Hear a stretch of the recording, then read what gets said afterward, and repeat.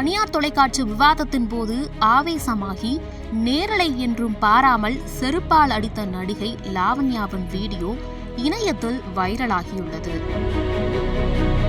தெலுங்கு நடிகர் ராஜ் தருணுக்கும் நடிகை லாவண்யாவுக்கும் இடையேயான பிரச்சனை தற்போது பூதாகரமாகியுள்ளது.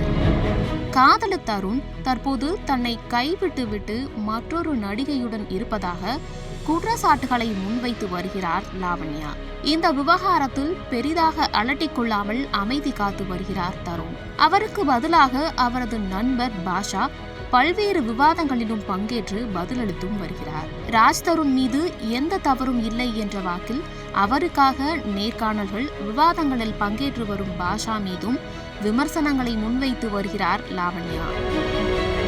இவ்வாறு இருக்க இருதரப்பு பிரச்சினை, குற்றச்சாட்டுகள் மற்றும் புகார் குறித்து பிரபல தனியார் தொலைக்காட்சியில் விவாதம் நடைபெற்றது.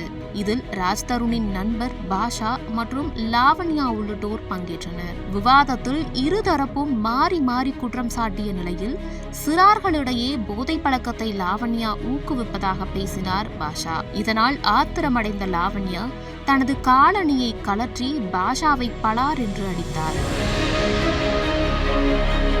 விவாதம் தொலைக்காட்சியில் நேரலையாகவே ஒளிபரப்பான நிலையில் அது எதையும் பொருட்படுத்தாமல் காலணியால் அடித்துள்ளார் லாவண்யா.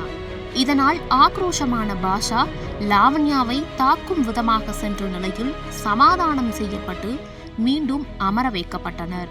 மற்றொரு நடிகையான மால்வி மல்ஹோத்ராவுக்காகவே தன்னை தருண் கைவிட்டதாக லாவண்யா கூறி வரும் நிலையில் நேரலை விவாதத்தில் காலணியால் அடித்த சம்பவம் சர்ச்சையை கிளப்பியுள்ளது. இதில் ட்விஸ்ட் என்னவெனில், இத்தனை கலவரங்களுக்கு பிறகு விவாதம் தொடர்ந்ததுதான். விவாதத்திற்கு இடையே போன் செய்வது, எழுந்து செல்வது போன்ற லாவண்யாவின் செயல்பாடுகளும் பேசுபொருளாக மாறியுள்ளது. தருண் மல்ஹோத்ரா நடிப்பில் உருவாகியுள்ள திரகபடரா சாமி திரைப்படம் வெளியாக இருக்கும் சூழலில் நடந்து வரும் பிரச்சனை படத்தின் வெளியீட்டுக்கும் பிரச்சனையாக மாறியுள்ளது குறிப்பிடத்தக்கது.